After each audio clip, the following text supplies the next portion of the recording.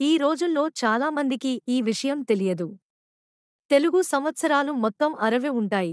వీటిని షష్ఠి సంవత్సరాలు అంటారు. ఈ 60 సంవత్సరాలు ఒక చక్రంలాగా పునరావృతమవుతాయి. అంటే 60 సంవత్సరాలు పూర్తయ్యాక మళ్ళీ మొదటి సంవత్సరం ప్రారంభమవుతుంది. ప్రతి సంవత్సరానికి ప్రత్యేకమైన పేరు ఉంటుంది. మీలో ఎంతమందికి తెలుసు?